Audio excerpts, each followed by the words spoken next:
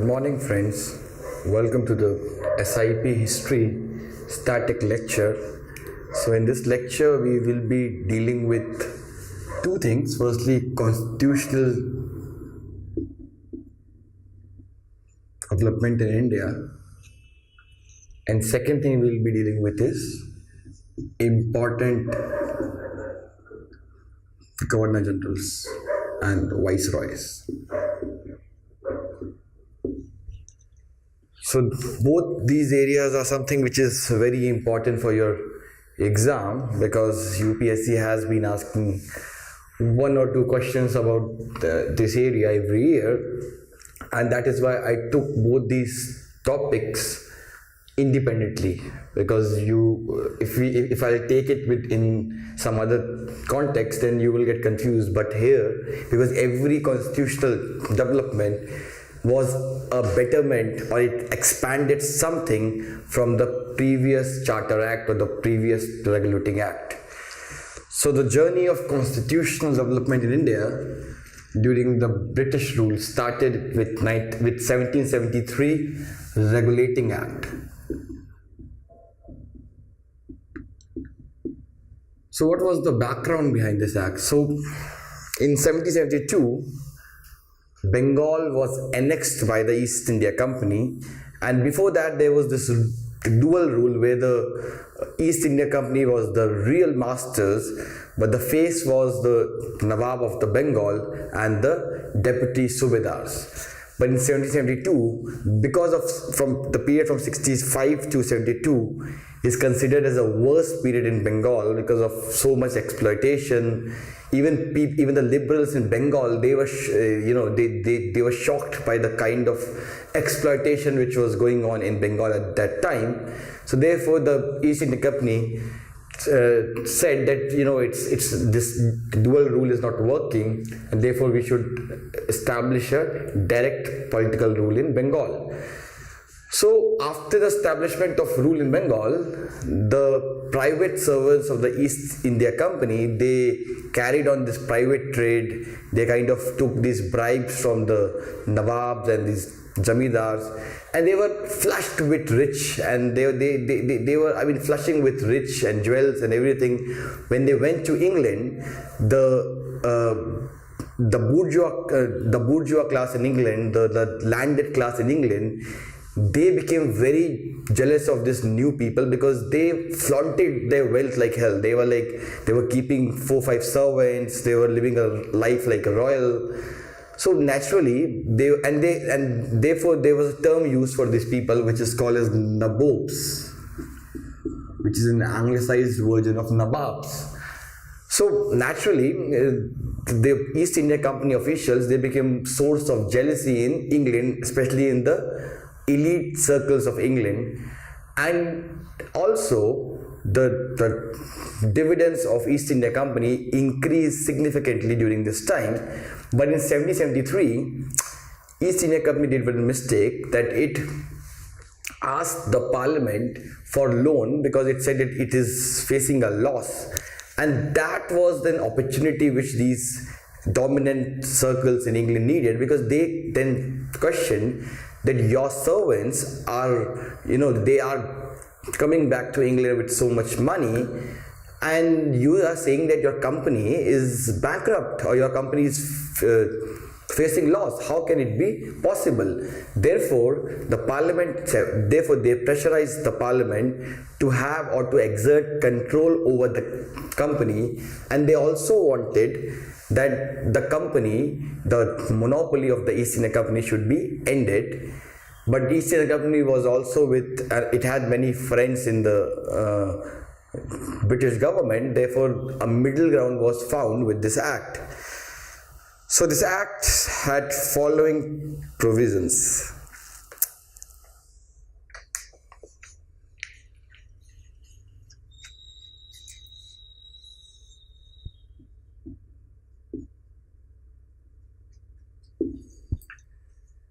Firstly, the company retained its monopoly, but the activities of Court of Director was now subject to supervision of the European Parliament.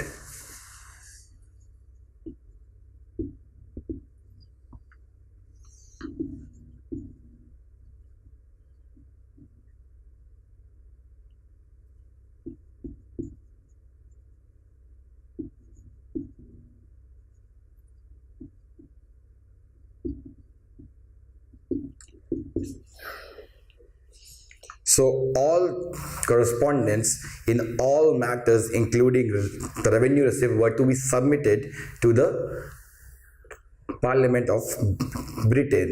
Also, the dividends were restricted to 6%, and the term of the court of director was fixed of 4 years, so that all the upper class in Britain can get the opportunity to become court of director of East India Company.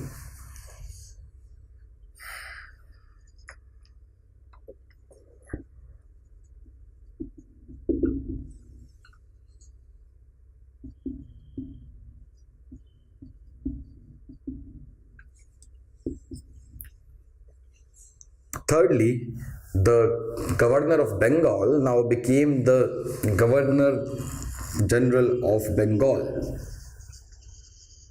So please keep this fact in mind that from 1773 till 1833, there was no post called as Governor General of Bengal. The first Governor General of Bengal was Lord Warren Hastings, but the first Governor General of India was Lord Ripon. So, I'm sorry, not Lord Ripon, Lord William Bentinck. So, if a question comes in exam which says that who was the first Governor General of India, then you have to mark it William Bentinck. If it is asked who was the Governor General of Bengal, then you have to mark it Warren Hastings. So, it is said that Governor General of or Governor of Bengal would be Governor General of Bengal, and two other presidencies, which is Madras and Bombay, would be under this or would be put under him in matters of waging war and making peace with the native states. So, in the context of war and making peace, Madras and Bombay was kept under the jurisdiction of Governor General of Bengal. Also, the Governor General in council was formed, which has 4 members, and there was no veto power for the Governor General. Also, a Supreme Court was established in Calcutta to exercise its jurisdiction on European subjects in India. And lastly, the officers of the company, they were banned from accepting gifts from natives or doing private trade.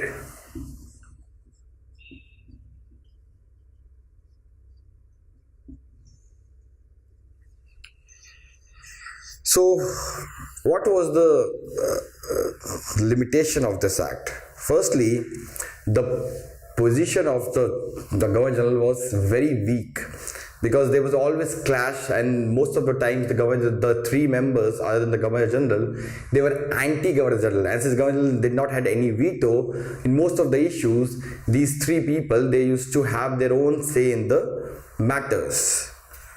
Also, the control of Calcutta and Madras was not defined clearly. Like, it is said that it will have control in matters of peace and war, but what about other matters? So it did not define the control of Bengal over these territories clearly. Now, next we have is Pitt's India Act 1784.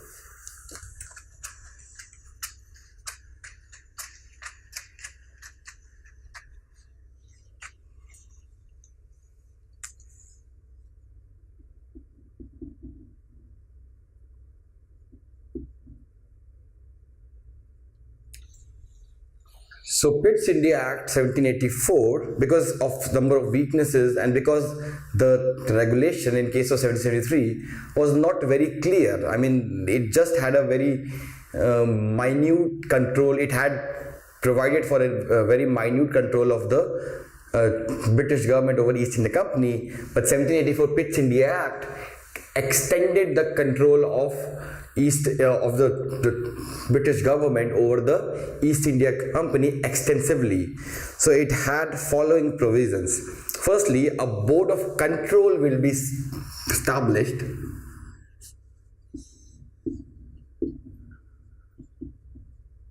which will have 4 members from Privy Council. Privy Council is technically, it was group of advisors who used to advise the crown. So they were the part of advisors to the crown. And 2 members would be cabinet ministers. And what would this board of control do? So board of control would superintend, direct and control all acts, operations and concerns related to civil and military matters, including the revenue. So technically all these court of directors and the Government of India, most of the control was, or most of the supervision was given to this board of control. So another thing which it did was that members of Governor General were reduced from 5 to 4. So earlier there was 1 Governor General plus 4 members. Now there were 1 Governor General and just 3 members. Also, Bombay and Madras was placed firmly and clearly under the Calcutta's control.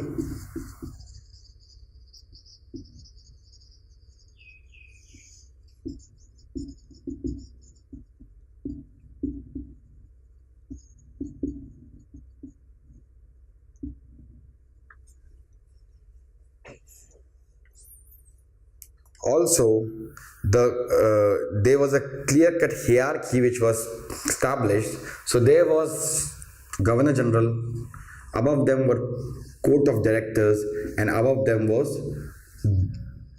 Board of Control. So clear-cut hierarchy was given in the Act. And lastly, Court of Directors, it retained its monopoly over appointment of most of the posts related to the East India Company officials in India, but the most important posts like the Governor General, Commander-in-Chief, it required the approval of the Crown.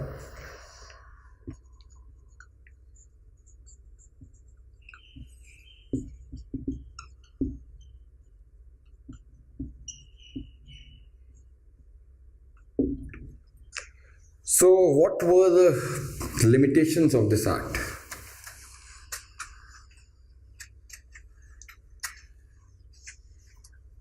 So first, the limitation was that there were 2 masters for the Governor General. First was Board of Control and second was the Court of Directors, and most of the cases he used to make both of them fight with each other, and therefore he enjoyed a lot of autonomy.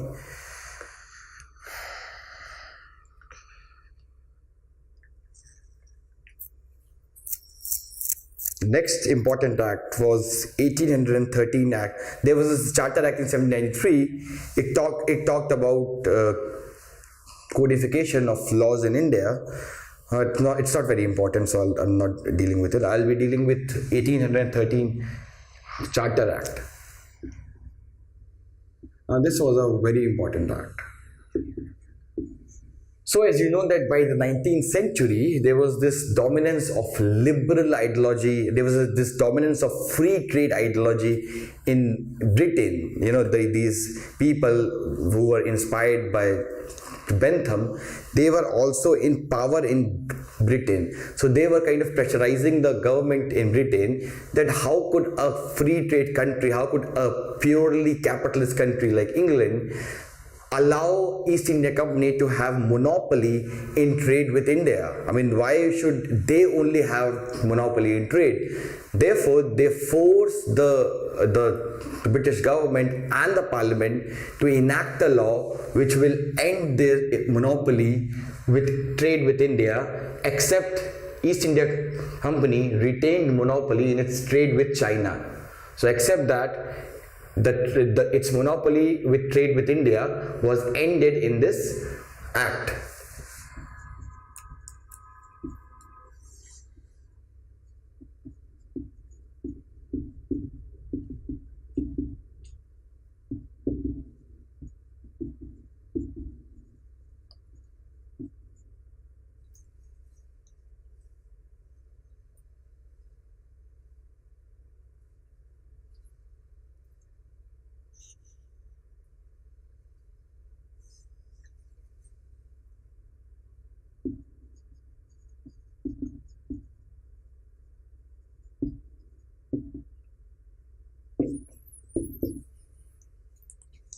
Secondly, it allowed for operations of Christian missionaries in India.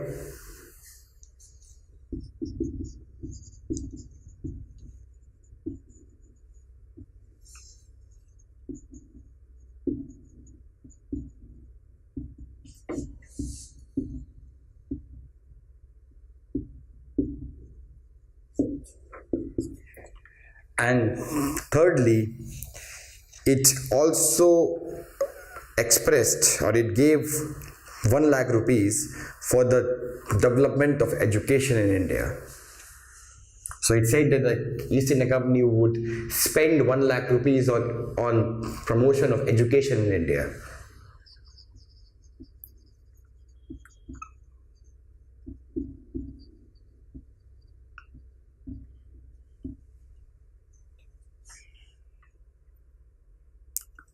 Also, the company's dividend was fixed at 10.5%.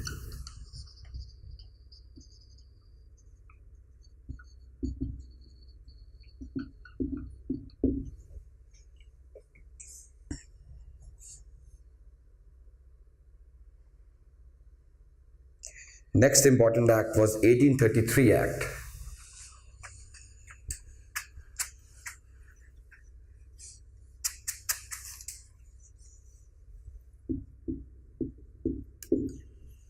So this act was enacted under Lord William Bentinck, who we will discuss was a very liberal person. Therefore, therefore this act reflected some of the liberal ideology of Lord William Bentinck. So this act had following provisions in India. Firstly, it ended companies' monopoly over all trades, whether with China or free trade.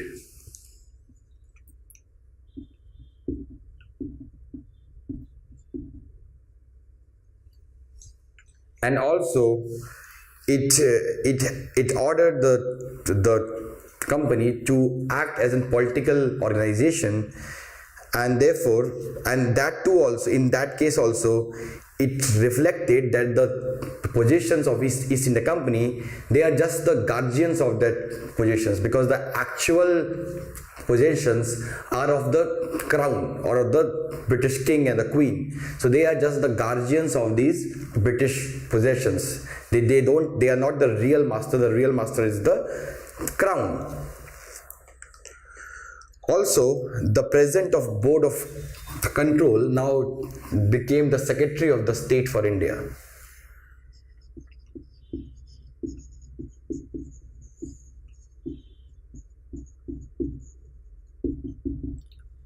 Also, from now on, the Governor General of Bengal became Governor General of India, which means that he has ultimate power with respect to jurisdiction and lawmaking in all the territories of British India.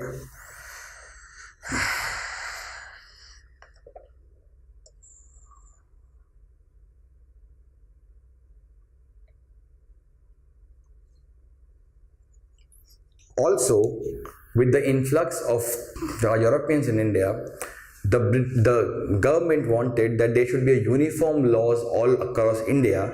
Therefore, all the lawmaking powers of all other states like Madras and Bombay were taken away, and they were given to the Governor General of Bengal.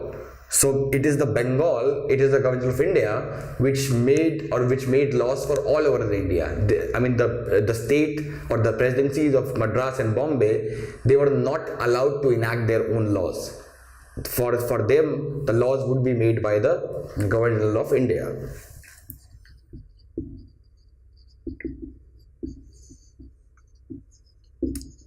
So it centralized the administration in India.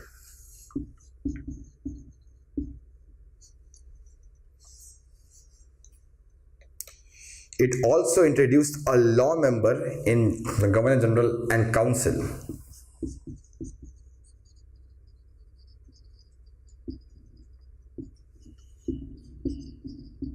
and that law member's role would be to codify the law. Also, there was this announcement in this act that companies' service were thrown open to the natives, and it said that nobody would be discriminated on the basis of their sex, color, class, or religion. But in actuality, nobody was appointed for next 20 years.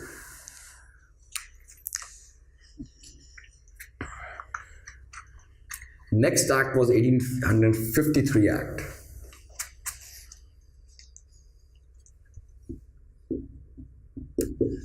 So this 1853 Act, it for the first time it did not said that the charter of the company is renewed for the next 20 years. It said that it has been renewed till the time, till future. It did not specify any year, because all the acts earlier, they kind of clearly, explicitly mentioned that the charter of the company is extended for the next 20 years. But in this case, they did not said any, or they did not give any limit or yearly limit. It only said that merely for so long as the parliament would deem fit. Second provision of this act was that it added a new members to the Governor General in Council for legislative purposes, and thirdly, it took away the control of the company over the appointment to the civil services and introduced a competitive exam for recruitment of Indian civil services. So till 1853, officials of ICS, they were nominated by the court of directors, and there was like full patronage and full what you call as nepotism that used to go on. But 1853 Act, it said that now the officials, the top bureaucrats, would be selected through an open merit or open competitive exam where everybody can compete, whether Indians or foreigners. Next we have is Government of India Act 1858.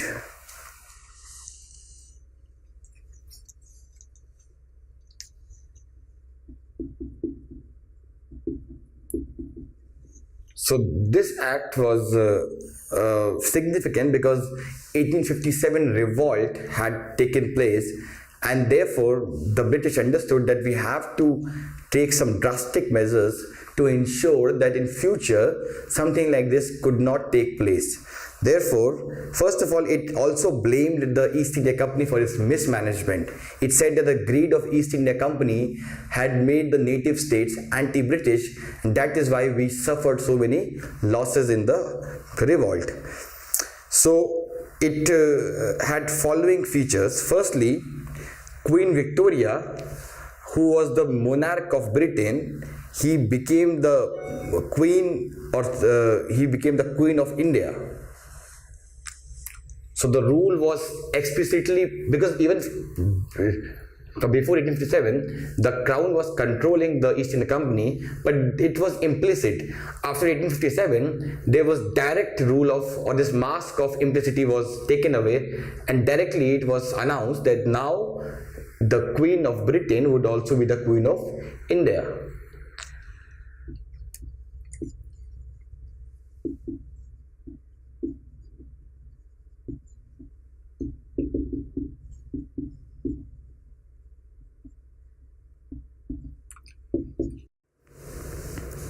So, second important feature was that East India Company was liquidated.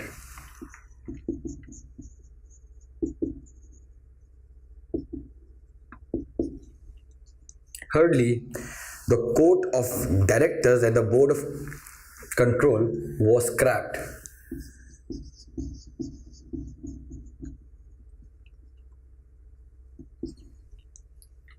Fourthly, the Secretary of State, who was a British MP and he was the member of the cabinet in Britain, he was vested with the power to become the Secretary of State for India, and he would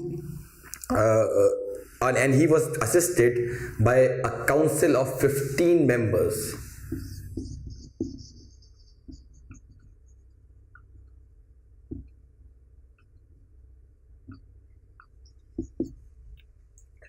Fifthly, it is via the Secretary of State that the British Parliament could ask the questions about the Indian administration. So, Secretary of State was the channel. He was the channel of communication between the Crown and the people of India. I mean, he was the person who was in middle, the government of India and the Crown. Now, the representatives of the British government in India was called he was called as Viceroy. So he was called both the Viceroy and the Governor General, and he was the same person. So who was the first Viceroy of India? He was Lord Canning, right? First Governor General of India, Lord William Bentinck. First Governor of Bengal, Lord Warren Hastings.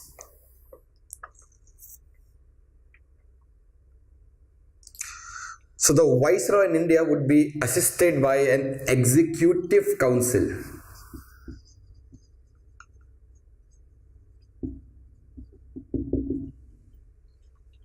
And also, this act made India a direct British colony, and the Indian civil services was to be instituted for the administration of the country, and there was provisions for Indians to be admitted to the service.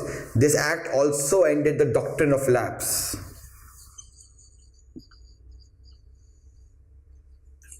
It was also decided under the act that Indian princes and chiefs would have their independence status provided they accept the British suzerainty. Because see, what happened was that because of doctrine of lapse and because of this policy of expansion, it made Indian native states very fearful of British and very suspicious of British. And 1857 revolt, when many native states supported the British realized that these states are a very solid allies, and therefore we should not alienate them, but we should make them our partners. And therefore they said that from now on we will not annex any territory, we will only consolidate our rule in India. So doctrine of lapse was ended. Next was 1861 Act. It is also very important.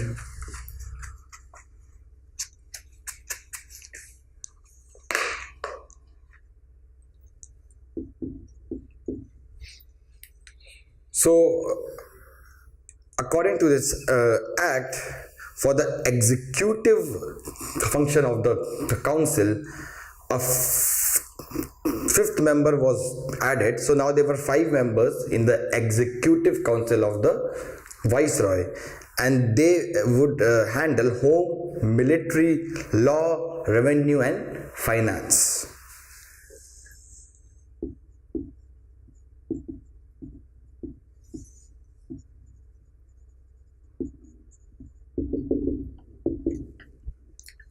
Also, under this act had the provision of portfolio. So now Lord Canning, he gave portfolio to each of the member of the executive council, and that member would handle that department. So it is like the modern system where we have different portfolios for different ministers.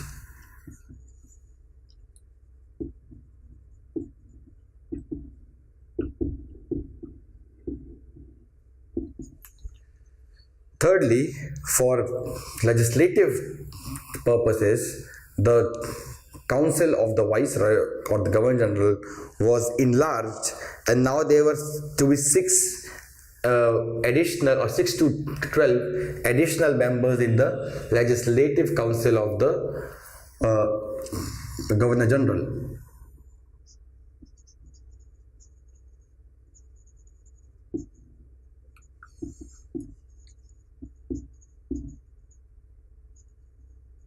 So see, there was no clear-cut separation of legislature and executive, because the head of both the legislature or the legislative council and the executive council was the viceroy. But there was some, I mean, when his council was, it sat together for executive purpose, it was called as executive council, and when it sat for legislative purpose, it was called as legislative council. So additional 6 to 12 members were appointed, and out of these 6 to 12 additional members, at least half of them would be non-officials.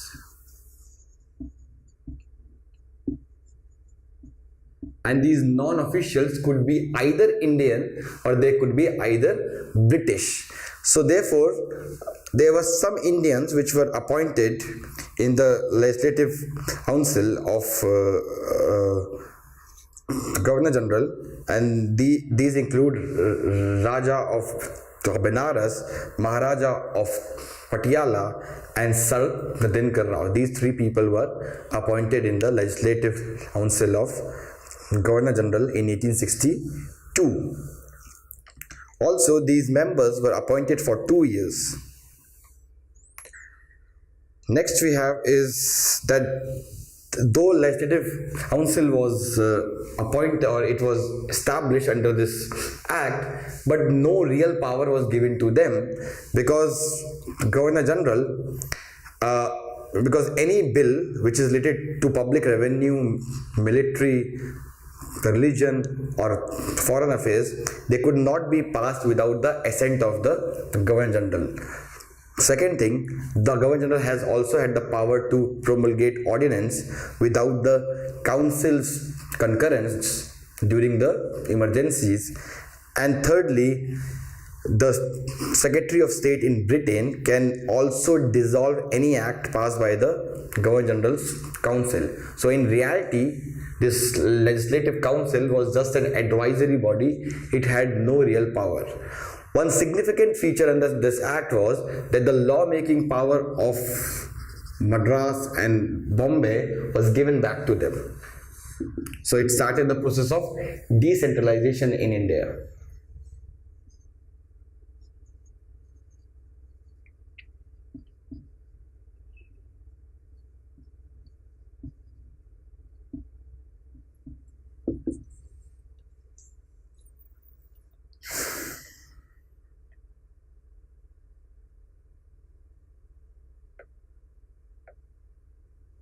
Also, this act had provided for legislative council in the provinces. Therefore, under the act, legislative councils were established in Bengal, Northwest Frontier Province, Punjab and Burma.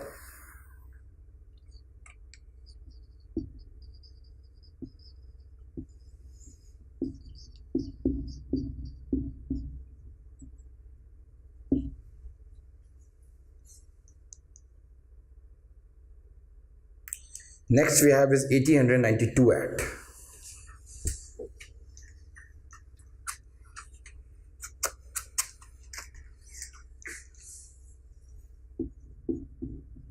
What is 1892 Act? There were a number of features which were there, which were part of the act. So firstly, see, in 1885 the moderates were or the Congress was formed, and it was led by the moderates, who did not wanted the independence for India. They only wanted some concessions like more Indianization of administration, expansion of legislative councils. So therefore this act was introduced, or this act was enacted to appease these moderates of the Congress.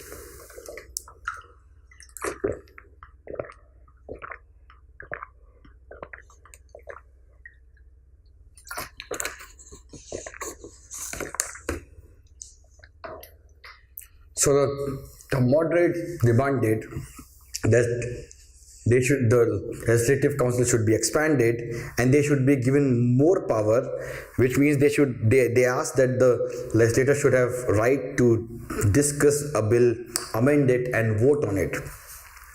So these were the features of the 1892 Act. Firstly, let's talk about central council composition. So non-officials under this act, non-officials or non-official members were to be nominated by the Bengal Chamber of Commerce and provincial councils, and there would be no election, but there would be selection by the governors among the recommended names. So let's make it very clear here that 1892 Act did not use the word election ever. So if a question is asked in the exam that 1892 Act introduced or had provisions of elections for the first time, then you have to mark it wrong, because it did not anywhere, it was not written in the Act. Then 1892 the members will be elected. It was selected. What was the provision? That these provincial council members and these Bengal Chamber of Commerce members, they would select some of the names, right? They would say that, okay, we select these 8 names, and now these 8 names used to go to the Governor General. Now out of 8 names, Governor General will select 4 or 5 people in the Central Legislative Council. Right, so everything was nominated. I mean, there is no process of election anywhere. Therefore, you cannot say that 1892 Act had an element of elections in it. Next, we will discuss is Central Council powers.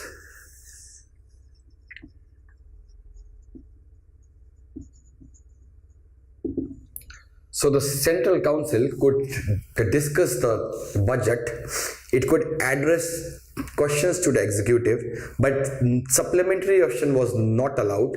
They could also not vote on the budget, nor move any resolution or demand a vote on any resolutions brought by the government. So what they can do, they can just discuss budget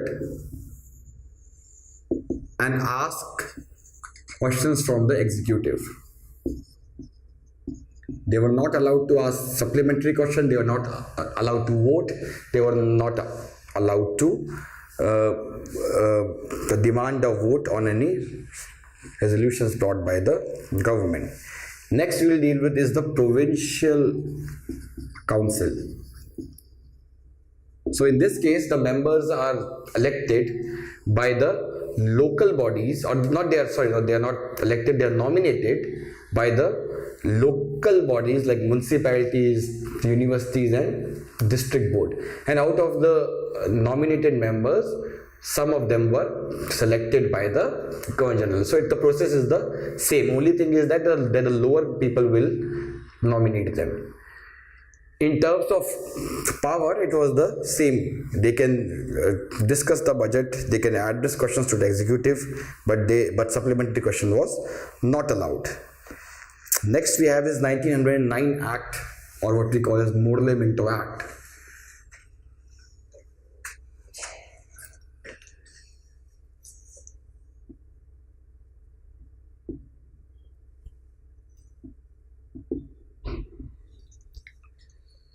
So, see what happened, what was the background behind this enact. You already actually know that there was this partition of Bengal, then there was this, the British tried their best to divide the Congress between moderate faction and the extremist faction, and finally they succeeded in it, and therefore there was Surat split in 1907. But they know that now that extremists are sidelined, they have to appease the moderates, because then the moderates will again become the dominant force of Indian national movement, and once they will become the dominant force of Indian national movement, then there is no threat for them, because they consider moderates' demands to be very little, which is not a threat to the sovereignty and integrity of the British rule in India. So therefore, to appease them, they kind of enacted 1999 Act. Also at that time, Muslim League was also formed, and they thought that Muslim League could be considered as a strong conservative or regressive bulwark against rising tide of Congress nationalism in the country. Therefore, they also tried to appease Muslim League in the 1909 Act. So let us look into the provisions of the Act. Firstly, let's talk of Central Council or Central Legislative Council composition. So it said that there will be elected non-officials were introduced, but there was official majority. So suppose there are 100 people, out 51 minimum, that's I'm giving an example, 51 would be officials, which means that it will be the Governor General who will nominate these people to the Legislative Council, and rest would be non-officials, which means, and non-officials would also be of two categories. First category was those who were elected by provincial council, and second were those who were nominated by the Governor General. So it talked of elected non-officials, and this is the first time elected non-officials were introduced, because it clearly said that these will be elected by the provincial council. The 1892 Act did not use the word elections, but it also said that the officials will have the majority in the Legislative Council.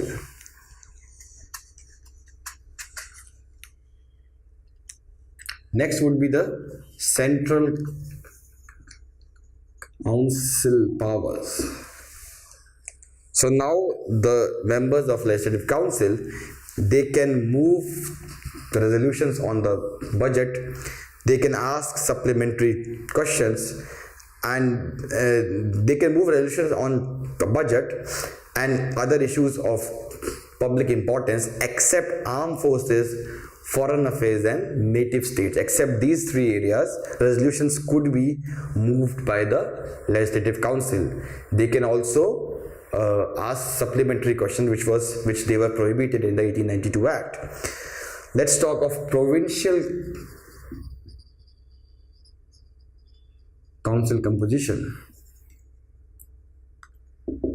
Now this is different from the central council composition, because for the first time in provincial council, non-official majority was introduced, which means that most of the or majority of the members of Legislative Council would belong to the non-official category. However, many of the non-officials were nominated by the Governor General. Therefore, even in states, the nominated people had majority, or nominated members enjoyed majority.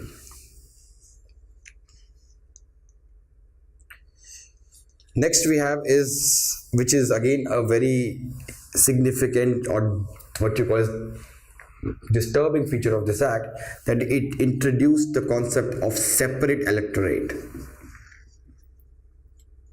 which means that if in case of Muslims, only the Muslims will vote for the Muslims. So if there is a candidate, if there are seats reserved in number of constituencies, then in those number of constituencies, only the Muslims will vote for Muslims. Hindus will not be able to vote for the Muslims. So it sowed the seed of communalism in India, and it started a trend of separate electorates, because in next acts, it was further extended to 6 in 1919. This is important, please keep that in mind. To Dalits in 1932,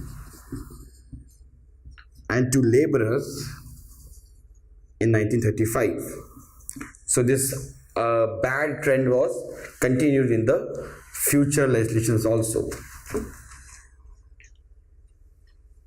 Also, electorate was very small because they were very high property qualifications. So only those people who used to pay tax and everything, only they were allowed to vote in the elections.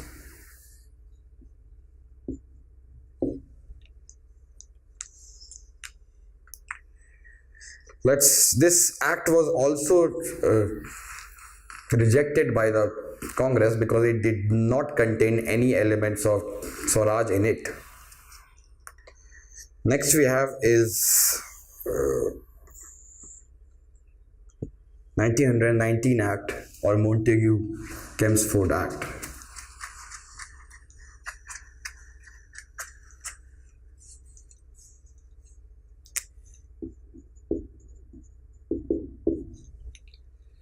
So 1919 Act was done to appease the nationalists because number of incidents like the Rowlatt Act, like rise of Gandhi, home rule movement had taken place in last few years.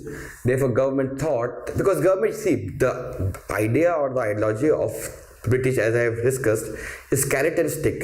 So through stick it tried to curb, or it brought these repressive laws like Rowlatt Act, and now that they have used stick, they will use some carrot also to make sure that the moderates have a dominant role in the Indian national movement. Their main concern was that moderates should have the main role in the Indian national movement because they felt that these people are not threat. They still believe in the sanctity and the goodwill of the British people. Therefore, a job would be to give them some lolly so they can get sidelined or they can leave the company of these more extremist leaders. So this act was also brought with the same intention, which is to create divisions in the Indian national movement. So these were the following features of the act. Firstly, it said that 3 out of 8 members of Governor General's Executive Council would be Indian.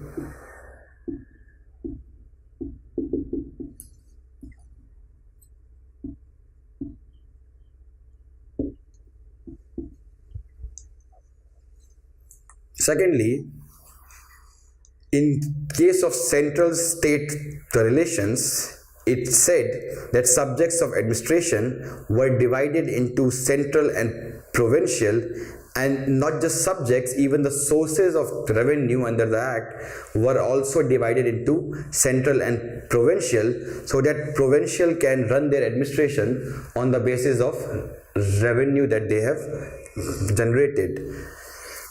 But this was actually not federalism in real sense. This was rather an act of benevolence, because center could still legislate on any subjects it want.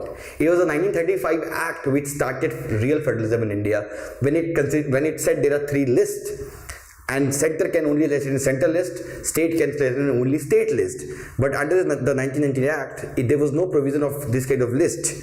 So it was just a matter of administrative convenience under which this was introduced.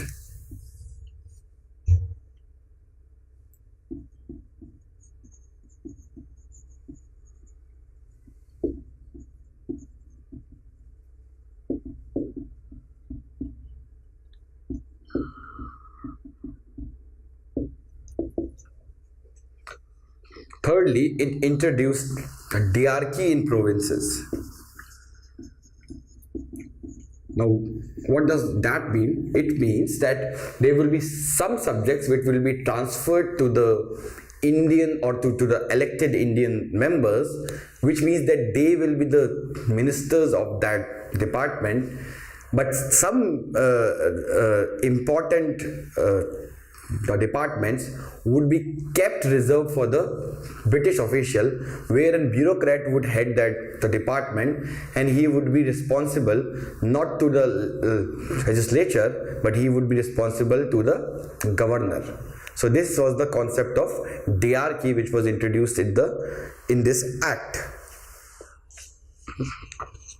So in the transferred subjects, the governor was to act on the basis of aid and advice of the ministers, but on reserved subjects, he has to act on his own discretion. Next we deal with is the composition of the Central Council.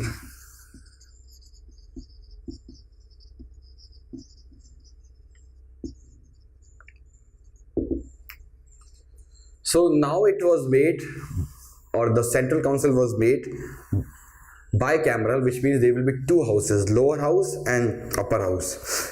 So in both the lower house and the upper house, non-officials will have majority.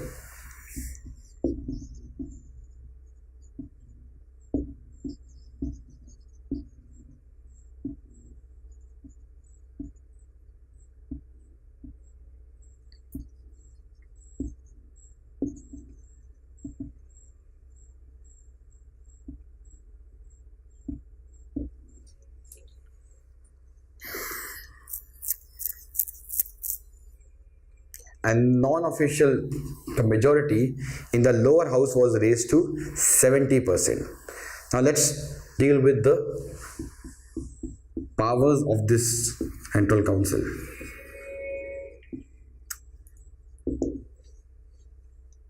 So they can move resolutions on budget, they can levy taxes, but a provincial bill could only become an act when it received the consent of Governor General. So any bill can only become act if it is given assent by the Governor General. Also, the Governor General was still given overriding powers, which is he can veto. His consent was required for introducing certain bills. He can also make ordinance, which will function in the same way as the acts. Next we have is composition of Provincial Council, which is similar to the Central Council, that is there will be non-official majority. In case of Provincial Council,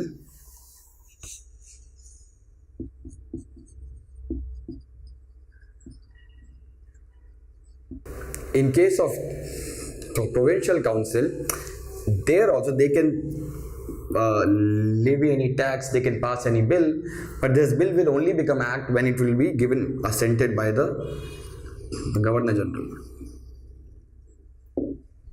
So what were the shortcomings of the act?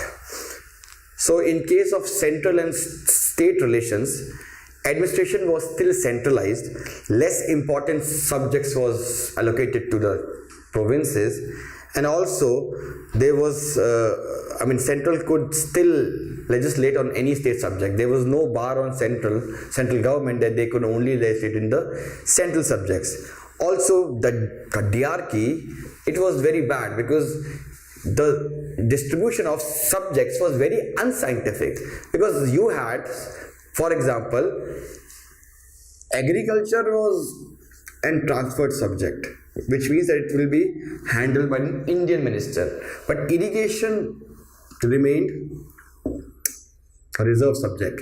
Now how could you develop agriculture without having control over irrigation? Also, finance was a reserved subject, which means that all these ministers had to run to these bureaucrats to get their money sanctioned. These civil servants, they were also kept under they were also part of the reserved subject, which means they were not under the control of Indian ministers. and that is why this act did not function very efficiently.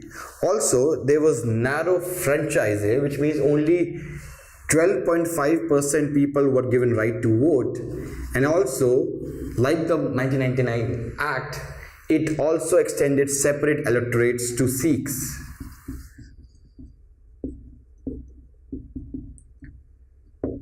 So this ends, because 35 Act we have already discussed in the last lecture. This ends this constitutional development process. We will take another lecture where we will be discussing important commissions and important other acts like Factory Acts, like Vernacular Press Act. So because UPSC has been asking a lot of questions on that. Also last year they asked 2 questions on that. So we will be discussing that also. Next topic we will take is important Governor Generals of India.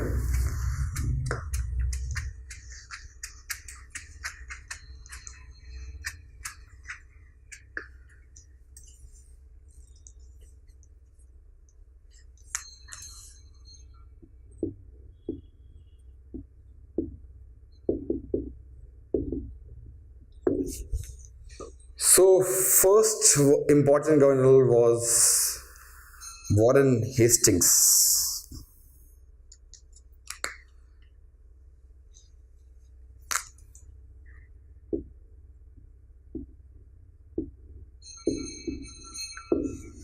So Warren Hastings was a very Indianized type of governor general. I mean, he was someone who did not had any racial prejudice. He was someone who really admired Indian culture.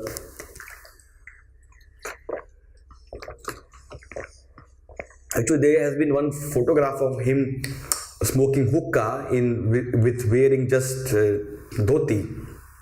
So he really admired the Indian culture. He really admired the Indian philosophy, and he was very, though as an administrator he was very anti-India, or he did very bad for India, but as a person he did not have this racial superiority thing inside him.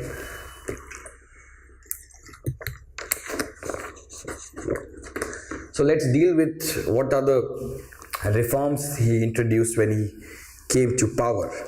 So first is administrative reforms. Because they can ask a question that in pre-exam that during the Warren Hastings times, which of the following things happened? So they can ask like this. So he removed the deputy subedars. So as you know that after the Battle of Buxar, the Bengal was being governed by deputy subedars who were appointed by the East India Company. But after the annexation, he removed these deputy subedars and he appointed district collectors.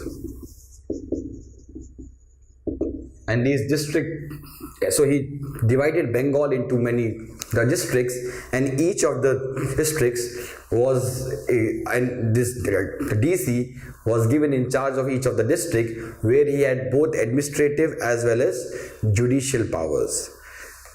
He also shifted the treasury from Murshidabad to Calcutta.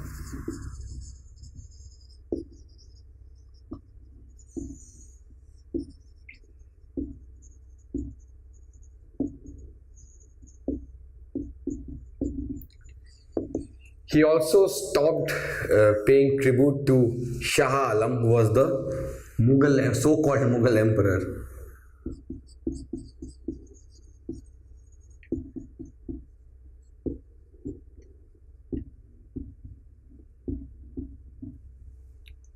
Also, he reduced the pension of Nawab of Bengal.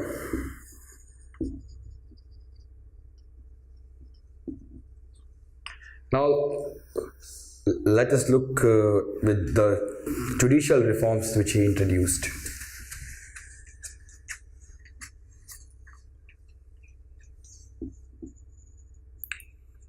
So before the British came to India, in India there was no rule of law as such. There was no codified law. The quantum of punishment was dependent on the whims and the fancies of Nawabs or the kings or the rulers, and he can decide. If his mood was good, he can say, okay, you are pardoned. If his mood is bad, he had a fight with his wife, then he can say, then for a very small mistake, he can say that you should be hanged. So it was all based on the whims and the fancies, because law was not codified. There was no proper law book on the basis of which he will give judgment. So it was more of an informal system. But with Warren Hastings' arrival, he wanted to establish a new system which should be based on rule of law. So first of all, he introduced a new system in which each district was to have two courts, civil courts and criminal courts. So civil courts were called as Diwani Adalats, and criminal courts was called as Fauzdari Adalat.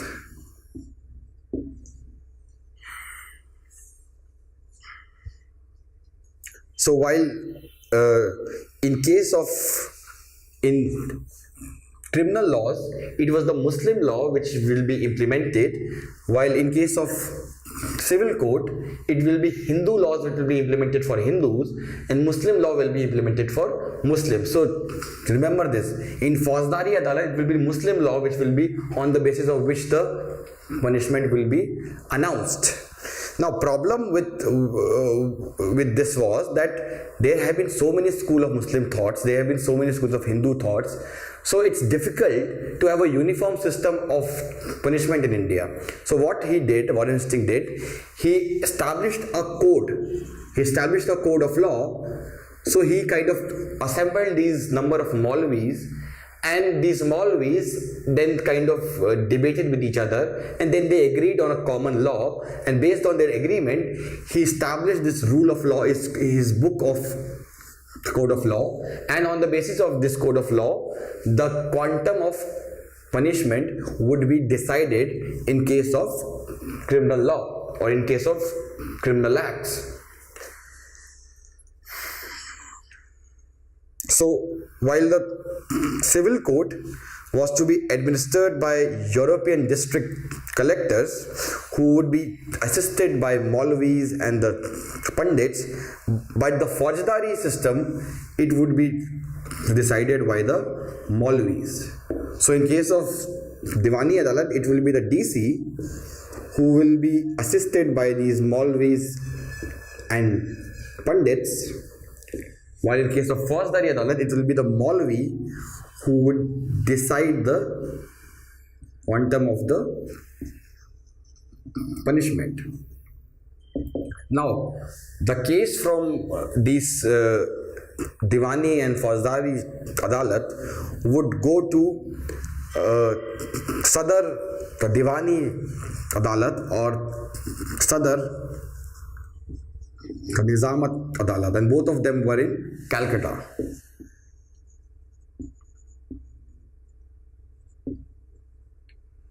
So firstly, a case would enter this Diwani Adalats, which will be there in district level. If you have to appeal against the judgment, then there was an opportunity, or there was an option for appeal to Sadar Diwani Adalat, which would be like the Supreme Court, and in case of criminal matters, an appeal could be made to the Sadar Nizamat Adalats.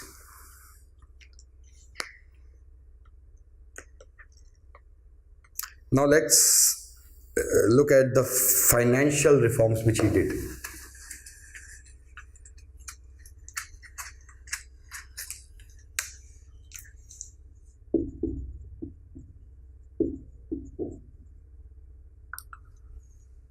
So the pension of the Nawab of Bengal was reduced, as I have discussed. The tribute to Shah Alam was also stopped. The amount of pension which was given to servants of company was also reduced. Districts of Kara and Allahabad was taken from Shah Alam and it was given to Nawab of Awadh. Let's look into the commercial reforms which he introduced. So he abolished dastak. He also abolished a large number of custom posts. Next is the revenue reforms introduced by him.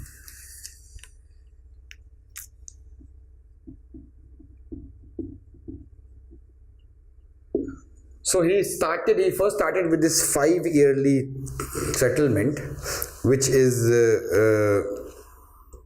basically land rights or the zamindari rights were auctioned to one person who is the highest bidder. So if I say that I will give you 1 lakh rupees of revenue every year and other people are saying only 97 or 95,000, then I as a state would auction the zamindari rights to that person who is the highest bidder, and for 5 years he is the master of the land. So as much, if he can appropriate 2 lakh rupees, it's his lot. I only want 1 lakh. Above that, it is your own. You have to keep it yourself. But this led to a lot of exploitation and all. So he later changed it to 1 year, which means that he used to bid auction for just 1 year. So you are the master of land for 1 year. It is your duty to appropriate as much revenue as you can from the poor peasants. Naturally, both of these measures led to serious exploitation of the peasantry in India. Next we deal with is the police reforms introduced by him.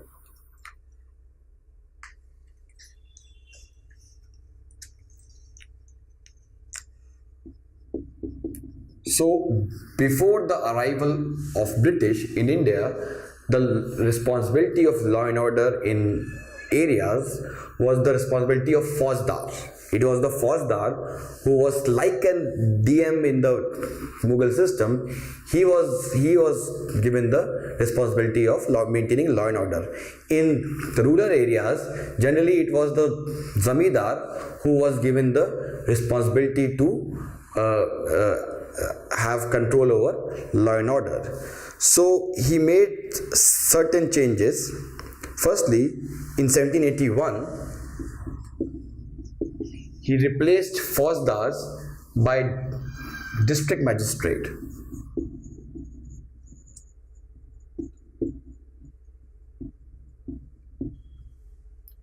And these and below them were zamindars, and these zamindars would work under the control of DM, and they were given the main responsibility of maintaining law and order in the rural areas. But this system did not work because these zamindars were too lazy to maintain law and order, and therefore he changed the system, and he said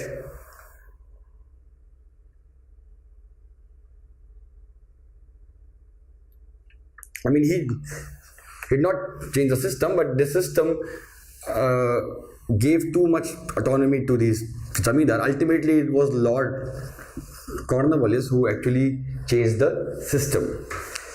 Next we have is cultural reforms.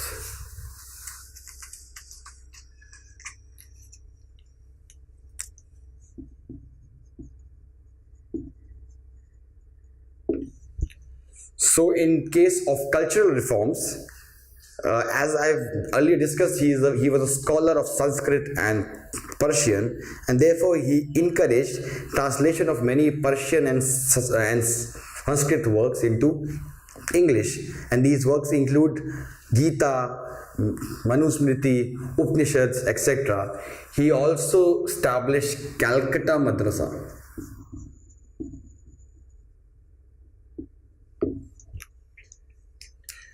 So next we will deal with is Lord Cornwallis.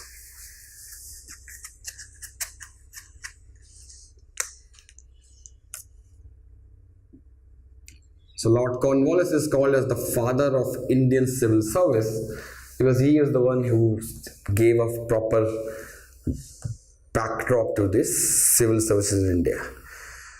So in terms of culture and in terms of his administrative expansion, during his tenure, Asiatic Society of Bengal was set up by Sir William Jones, and also during his time it was Charles Wilkins who translated Gita into English. Let us first deal with administrative reforms introduced by him. So he actually came, he was a very practical man. He knew that each man has some greed, and when he tried to inquire the reasons for so much corruption in East India Company, he came to this conclusion that it is because of these low salaries that these officials, they are tempted to earn extra money through these bribe and through these corruptions. Therefore, he increased the salary of these government servants, but he also made the DC. So DC was given 1% commission in the revenue, in the total revenue which he collected. So this was done to make sure that the salary of the DC is very high and he is not incentivized to take or to indulge in corruption. Also, he prohibited the servants of the company to carry on any private trade. Next we have is police reforms.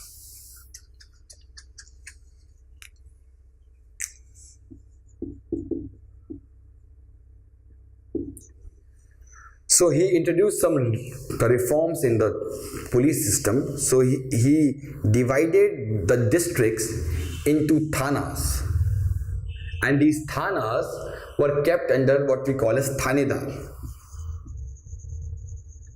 And in a district, he established a new post of SP, and these thanedars would be under the control of SP.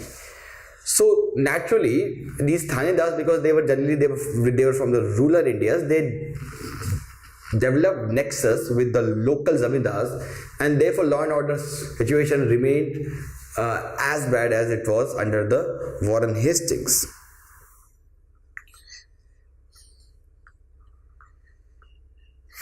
Next we have is the judiciary, or is the judicial reforms. Now this is more significant because he is considered as the father of modern Indian judiciary, and he introduced this Cornwallis Code. So what were the judicial reforms under him? So he established 5 levels of court in India. So at the lowest level was the court of Munsifs, where small cases, petty cases were listened, and Munsifs would be Indians.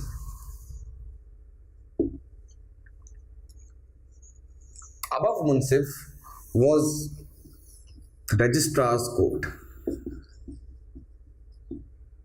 where the judge would be European. Above them would be District Court or District Civil Court, which is also called as Diwani Adalat, and here the judge would be district judge. So he divided the work of DC. So DC was no longer the head of judicial administration in a city. The role of judicial administration was given to a new post, which was district judge, who was part of Indian civil services. Now, appeals from the Diwani Adalat lay at the 4 provincial circuit courts, and above them was the highest court, or what you call Supreme Court, which was known as Sadar Diwani Adalat. So this was the the process of with respect to civil laws in which was established by Lord Cornwallis. Next we have is the criminal court. So in case of criminal court, at the top was Sadar Nizamat Adalat. Below that was 4 provincial courts.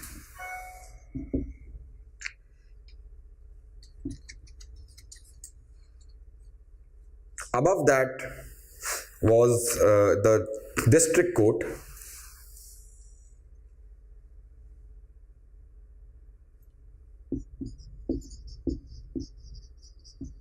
And during the time of Warren Hastings, we have discussed that the head of Fauzdari Adalat was the Indian Maulvi, but Cornwallis was he had this element of racial superiority in himself.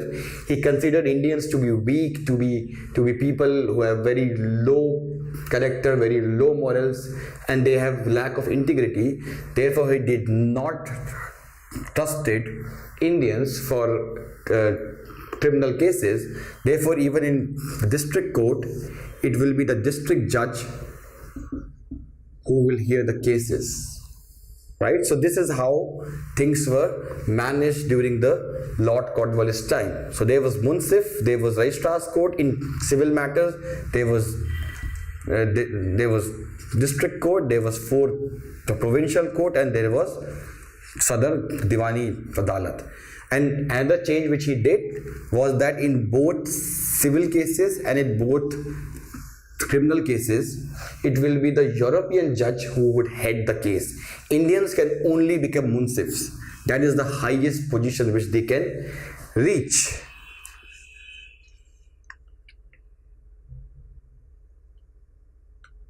Next we have is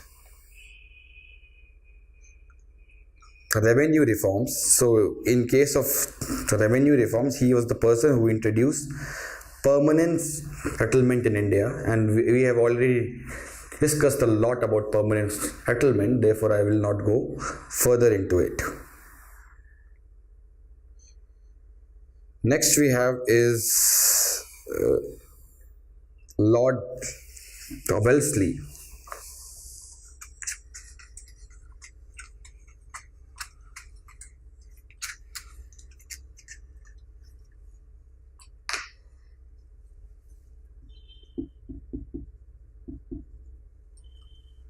So Lord Wellesley, he was the Governor General from 1798 to 1805, and during his time he did number of acts. So firstly, he established Civil Service College,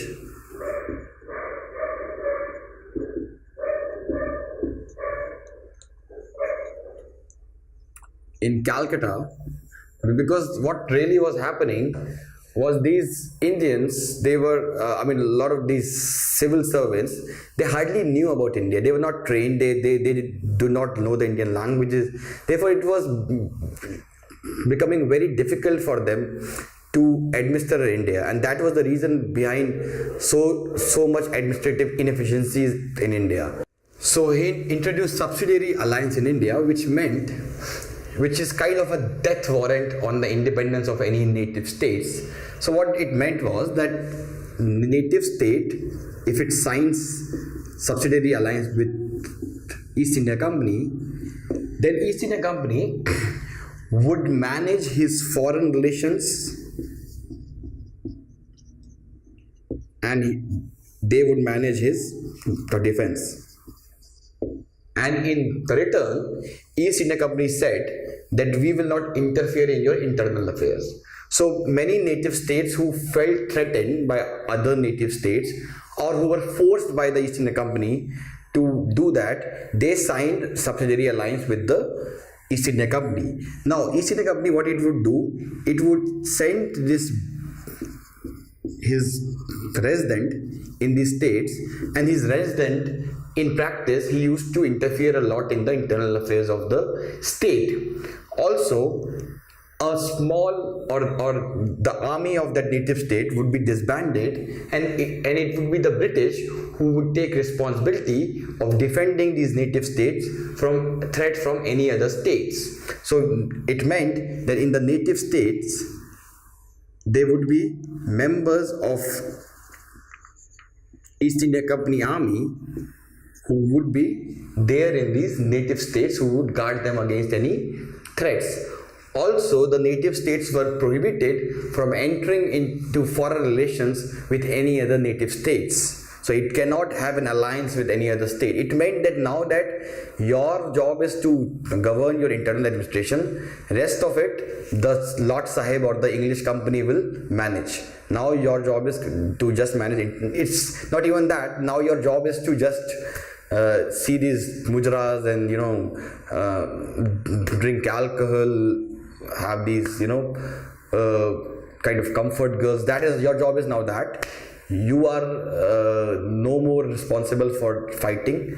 You are no more fighting. We will be fighting on your behalf, and that is you will be happy and we will also be happy, because now that we have a force of army in all the native states of the country. So under this subsidiary alliance, first state to go was Hyderabad, then Mysore, and later Awadh in 1801. Next is he also defeated Tipu Sultan in the fourth war or fourth Anglo-Mysore war.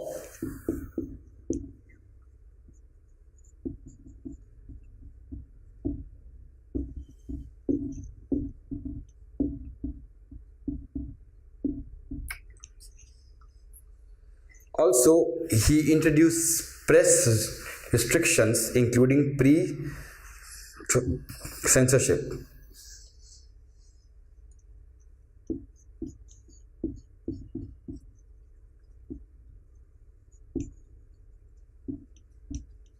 And lastly, during his time, first zoo and botanical garden was established in India.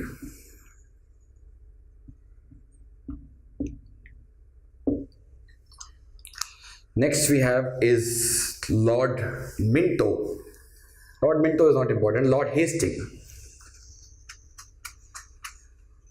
So I am only covering those governors during whose tenure something significant happened, or who himself undertaken some reform measures or some important steps. So this is Lord Hastings. So Lord Hastings, he was known for two things. Firstly, he abandoned the policy of non-intervention, which meant that he completely interfered in the native states. He fought Third Anglo-Maratha War. He fought Anglo-Nepalese War. He also insisted on seeing the Mughal emperors on equal terms, which means till earlier the Mughal emperor was given more privilege, symbolic kind of privilege, but he said that now that I will meet with Mughal emperor on equal terms. He also removed many press restrictions which were imposed by Lord Wesley. Next we have is Lord William Bentinck. He is very important.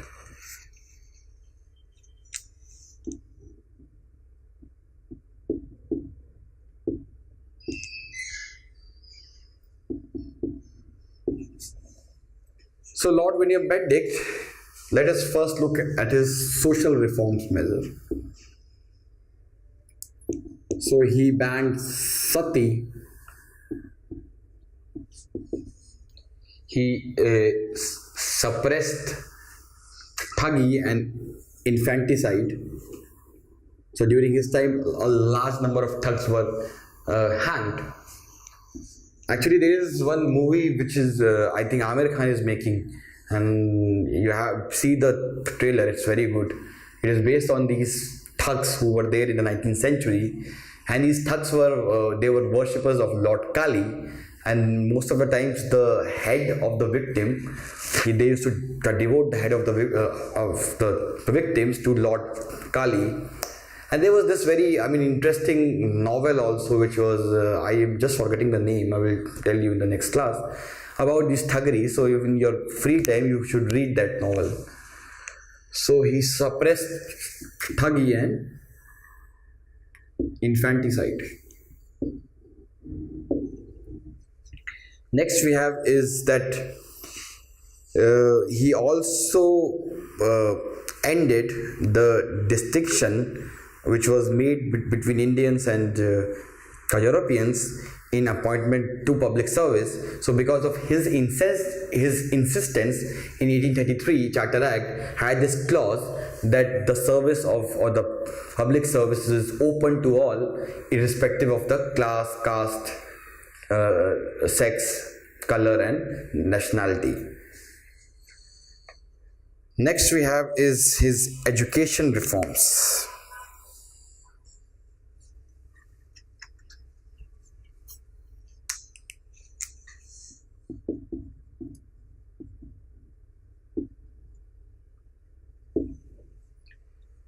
So he is called as the father of modern scientific education in India because he started the first medical college in India.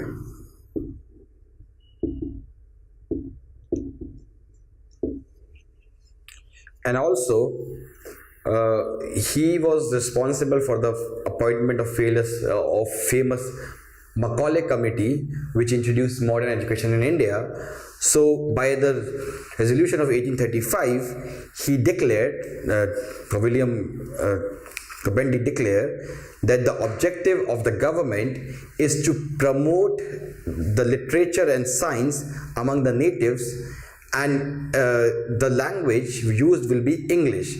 So before that, we will discuss more about that when we will be discussing educational reforms. In the next lecture we will be discussing that.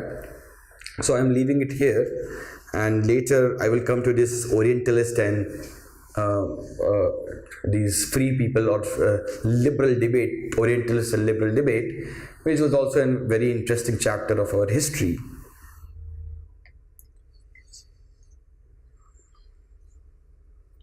He also made English language as the national language or as the official language of India, and he also introduced English as the language in the courts. So till then, Persian was the official language of India and Persian was used in the courts, but he replaced the Persian with English.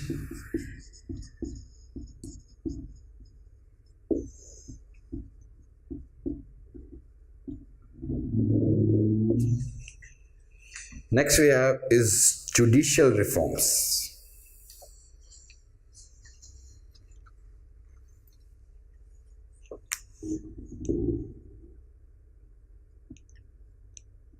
So he abolished the 4 provincial circuit courts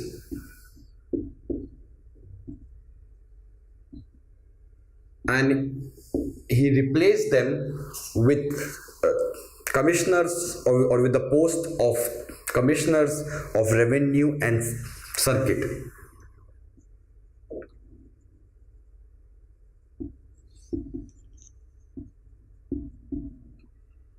So they are just like the modern day commissioners which we have, which are IAS. We have 2 kinds of commissioner. One is police commissioner, one is the divisional commissioner. So these commissioners were given responsibility of handling both civil and the criminal cases.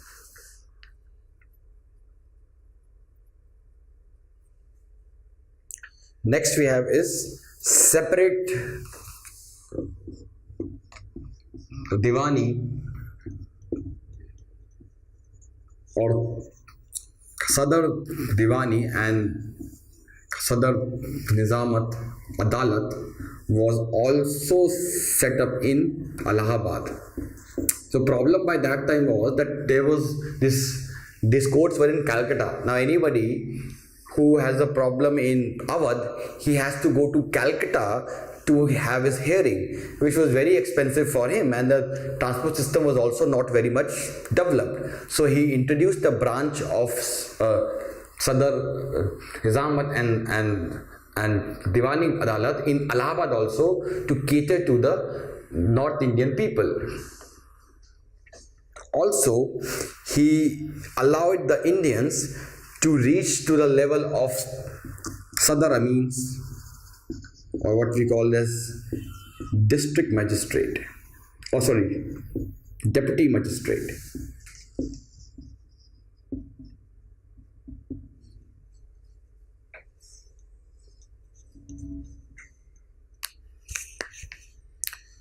Next we have is Charles Metcalfe, and the only thing important about him is that he is known as the liberator of Indian press because he removed all restrictions imposed in 1823 by John Adams.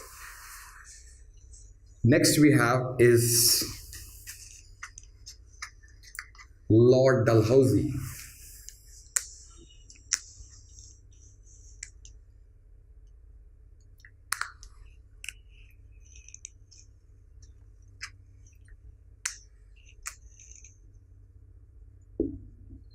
So most of the things you know about him if you have read the history book.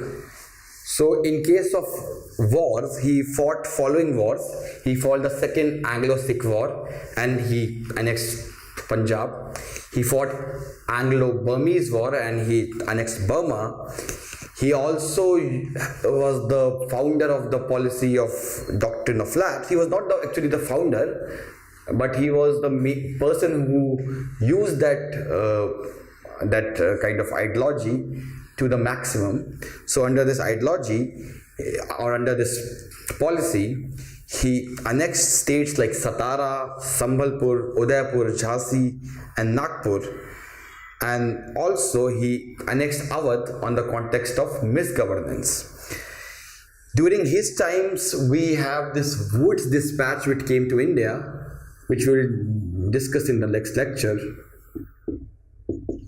And during his time, Widow Remarriage Act was passed.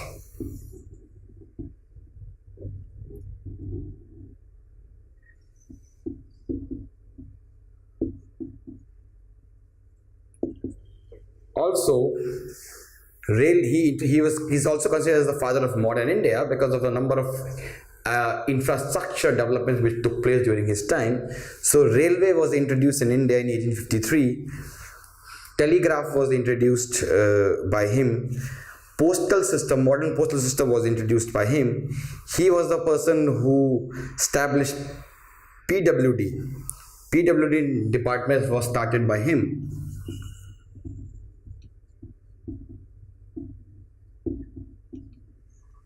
And he also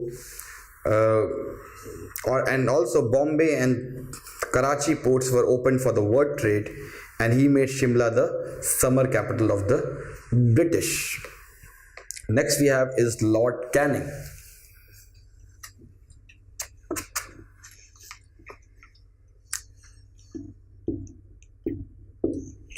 So in case of Lord Canning, he was ruled from 1856 to 62, which means he was the person who oversaw the 1857 revolt.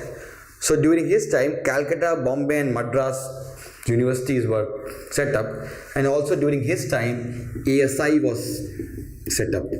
ASI and these presidency universities was set up during his times.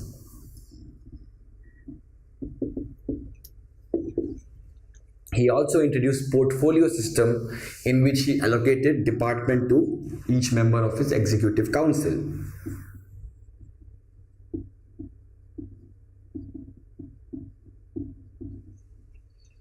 Also, during his time, Indian High Court Act of 1861 led to amalgamation of Supreme Court and Sadar courts in each provinces into high courts, and therefore high courts came up in Calcutta, Bombay and Madras.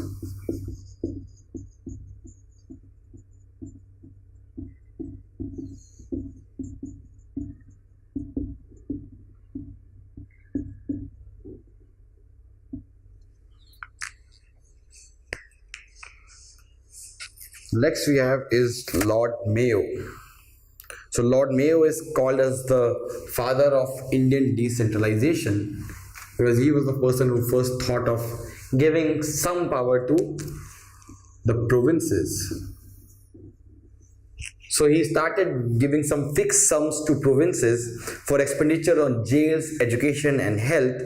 He also opened Mayo College at Ajmer and Rajkot College at Kathiawar, and the first census of India, which was first, it was under him that the first census of India was conducted. Next is Lord Lytton.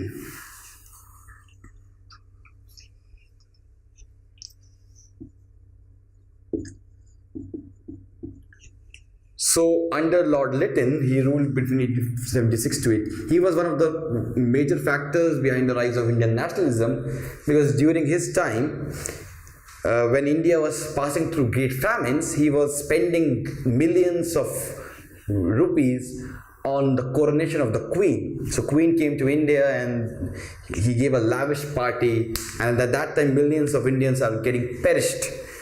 He also curbed freedom of drama and arts through Dramatic Performance Act. He passed Vernacular Press Act, which we'll deal tomorrow. He also passed India Arms Act. He reduced the maximum age of civil services from 21 to 19 in order to make it difficult for Indians to excel in the service. He removed the import duties on cotton. He also set up the first famine commission under Strachey.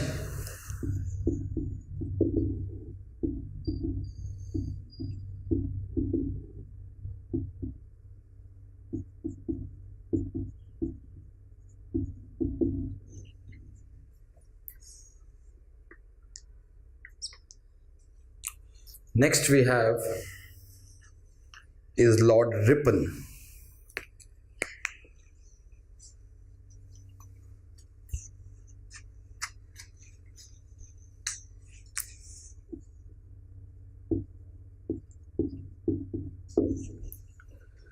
So Lord Ripon ruled between 1880 to 1884, and Ripon is considered to be one of the greatest of India's Governor General because he was very sympathetic to some of the India's cause.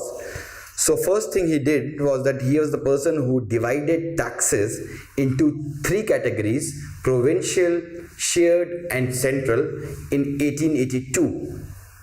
And he also appointed Royal Commission on Decentralization, which recommended need-based attitude and non-intervention by centre in provincial affairs.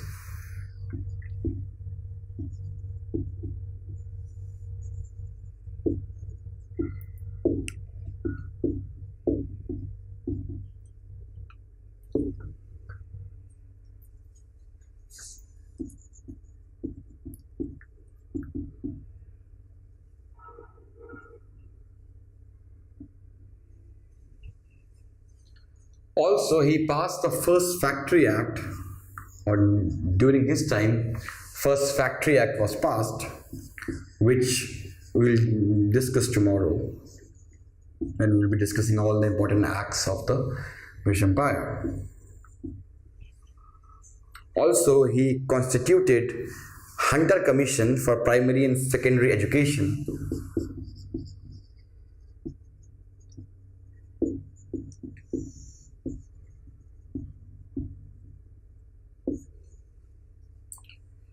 And a famine code was also adopted in 1883.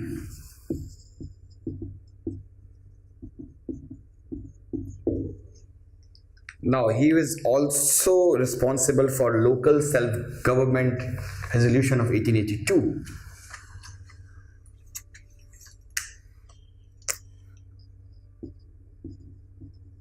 So under this, it said that, or it allowed the Indians to control the municipal corporation or the local bodies in all the major cities of India. And this resolution said that wherever possible, election should be the mode where the people are elected, and real power should be given to the Indian representatives. So he thought that if Indians would get, because Indians, he thought that they are more connected with the ground realities. So they would be better administrators of these local boards, because Englishmen are they're too cut with the real, with the realities of the life. So he thought that if Indians would be employed there, then Indians would, they would do a better deal. Therefore, he sowed the seed of local self-government in India.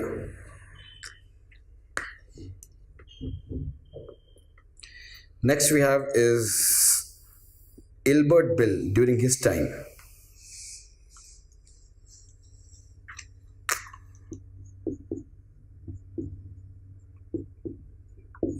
So Lord Ripon was firm believer of racial equality, and he was a liberal in his life. Therefore, he said, or he brought this bill under which it said that the Indian judges can try Europeans.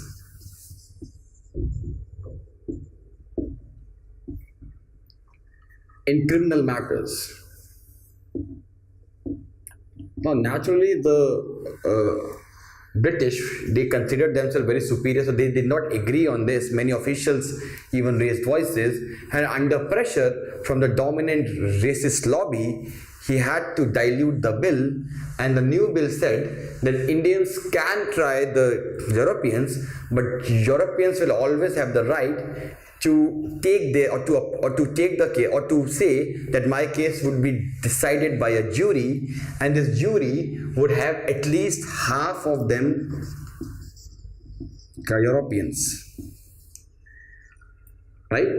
So Indians, in reality, in practice, in theory, they can try Europeans, but the Europeans were given opportunity that they could always say that I want to try by a jury, and in that jury at least half would be the Europeans.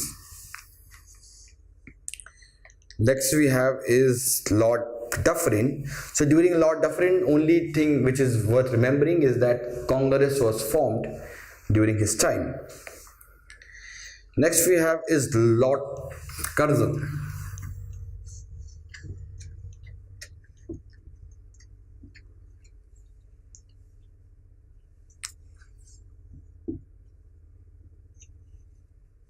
Now, Lord Curzon can be considered as the Muhammad bin Tughlaq of the British Governor Generals, because he was the most well-read. He was a scholar. He was a very fine soldier, but he was a man of vanity. He was very much, self-obsessed with himself. He had contempt of everything Indian, and because of his regressive policies, it played a major role in the rise of nationalist feeling and then the rise of anti-British feeling in India. So let us first look into the agriculture steps which he took.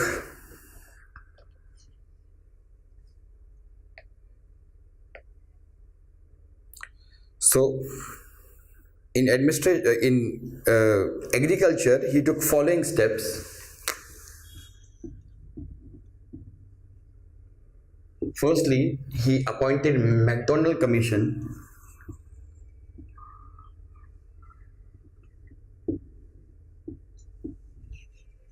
for famines, and that commission later developed the famine code. He also appointed Moncrieff Commission for irrigation.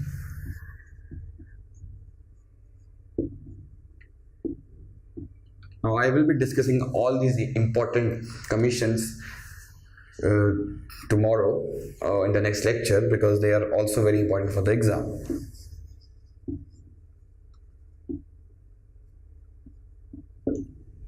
Next, he passed Land Resolution Act.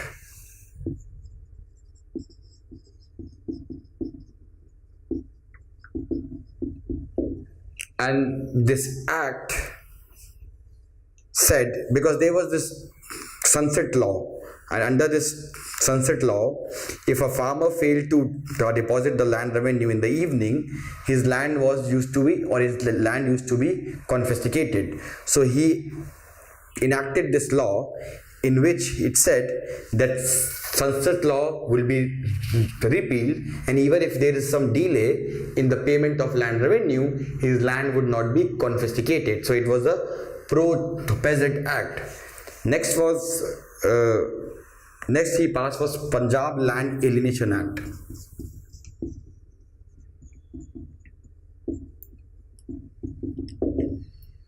So this act, or this Punjab Land Alienation Act, was under this, it was declared that land of agriculture in any case would not be transferred to non-agriculturists. So in this way he protected the farmers from the moneylenders class.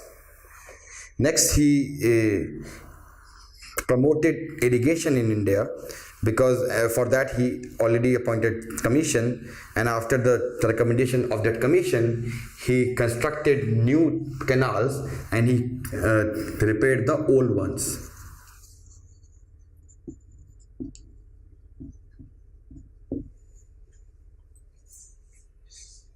Next we will deal with his police reforms, or what we call as his administrative reforms.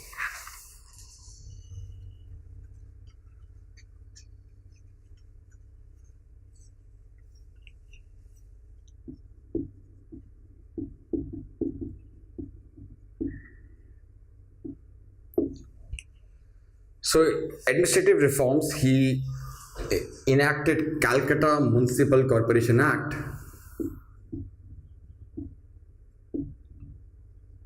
because see what the reason was that he was disturbed with the entry of nationalists in these local bodies, and therefore he diluted all the progressive provisions which was introduced by Lord Ripon in these local bodies.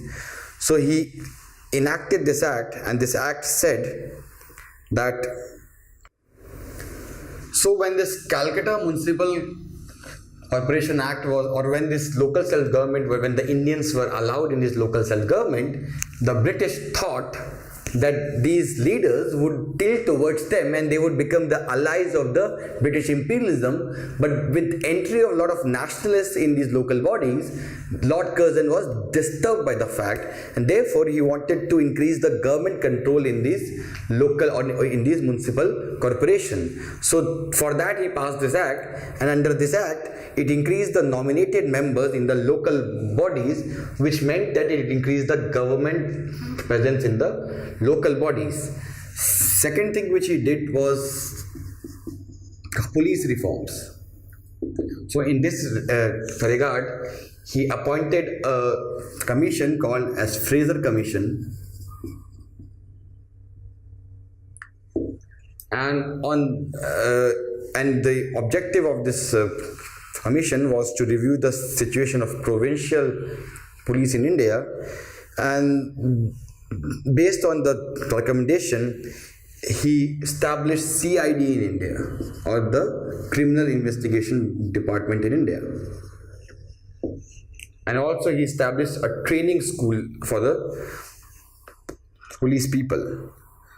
Third was the university reforms.